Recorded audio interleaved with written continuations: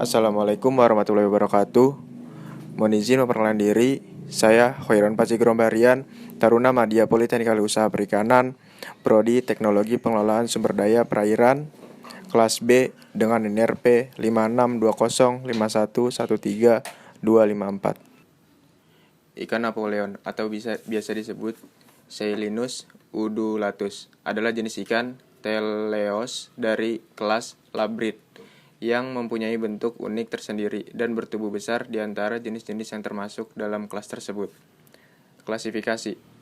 Dalam sistematika nomenklatur yang resmi, ikan Napoleon diklasifikasikan sebagai berikut, yaitu 1.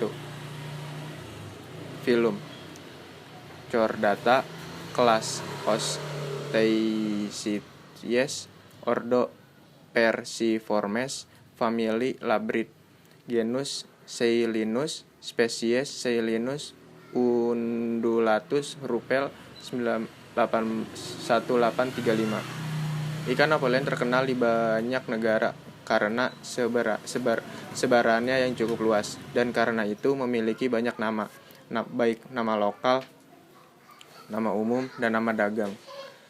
Di beberapa daerah Indonesia, ikan ini dikenal dengan banyak nama, seperti maning, mengkait, ketipas, siomay, bele-bele, ikan lemak, ikan licin. Di luar negeri, ikan ini disebut orang Australia dengan nama Humhit maori wrasse. Masyarakat Filipina menamai ikan ini dengan nama mameng, sedangkan di Cina menamai dengan nama somei.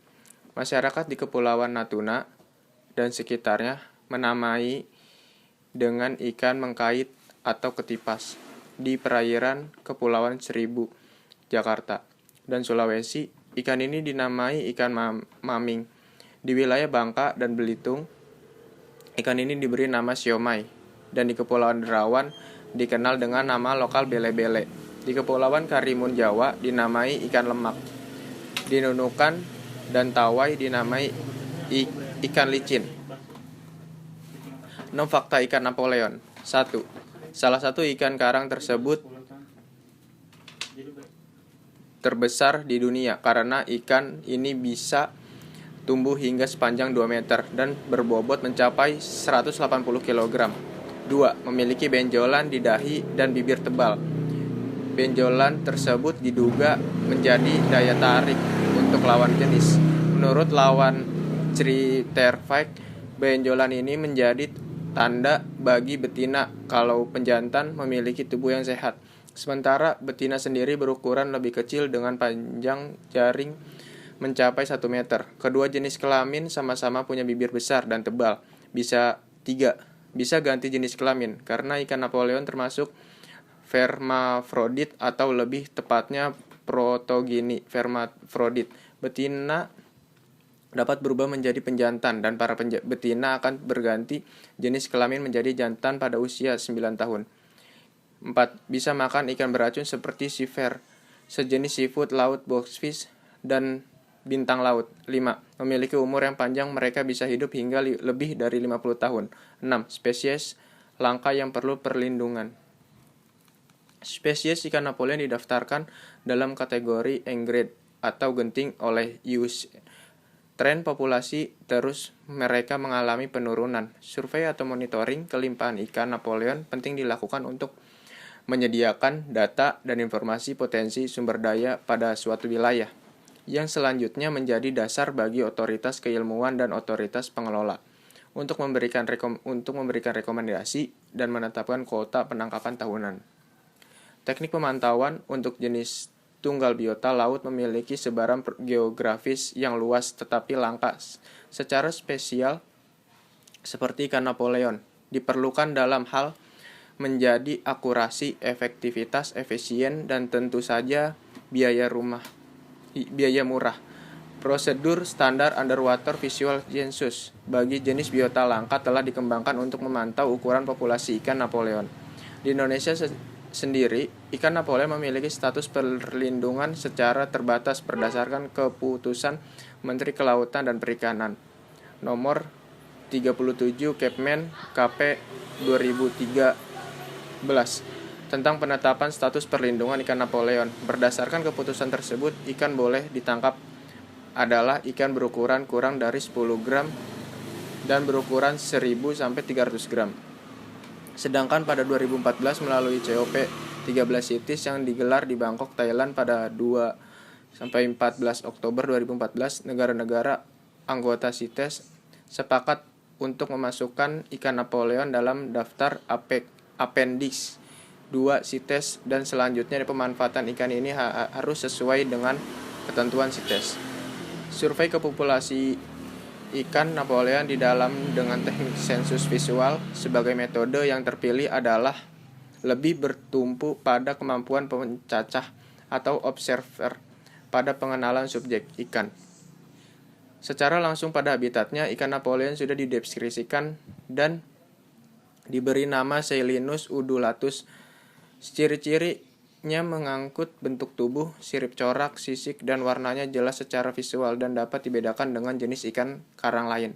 Oleh karena itu, ikan itu diidentifikasi jenis menurut teknik yang lazim, seperti pemeriksaan tanda morfologi, spesifikasi ikan menurut kunci identifikasi, dan dikesampingkan sebaliknya untuk mempersiapkan kemampuan visual pencacah untuk lebih mengenal ikan Napoleon di habitat aslinya adalah lebih penting.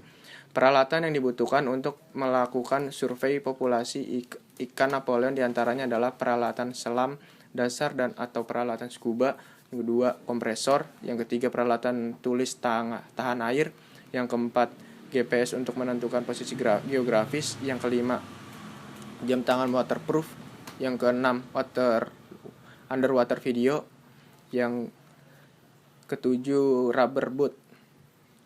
Selanjutnya adalah teknologi underwater visual sensus. Metode sensus visual dengan menggunakan transek sabuk 550 meter x 50 meter dianggap kurang sesuai untuk menentukan kepadatan ikan Napoleon karena distribusi dan ukuran populasi ikan ini menjadi pertimbangan. Kemudian Colin 2006 memodifikasi teknik tersebut dengan cara penyapuan wilayah yang lebih luas dan mempergunakan GPS PK, di mana dengan alat ini menentukan luas area transek dapat dihitung berdasarkan titik koordinat yang terekam oleh GPS, dan begitu pula posisi ikan Napoleon yang dijumpai selama sensus yang ditentukan sesuai dengan waktu 1 jam. Ikan itu ditemukan. Sensus dengan metode tersebut kita bagi dua menurut menggunakan alat scuba atau tidak dengan alat scuba. Sesuai sensus atau pencacahan yang menggunakan peralatan scuba disebut underwater visual sensus atau UVC. Sensus yang hanya menggunakan sirip renang dan masker disebut snorkeling visual sensus SVC. Metode UVC digunakan dengan beberapa pertimbangan, di antara sensus pada perairan dengan jarak pandang vertikal yang rendah atau sensus pada perairan dalam, sedangkan SVC digunakan dengan pertimbangan bahwa area sensus merupakan reef flat atau reef slope yang memiliki perairan jernih dengan jarak pandang yang jauh. SCV memiliki keuntungan karena dapat digunakan 22 untuk wilayah sapuan sensus yang sangat penting, lebih ekonomis dari sisi biaya, dan lebih sederhana dalam pelaksanaan.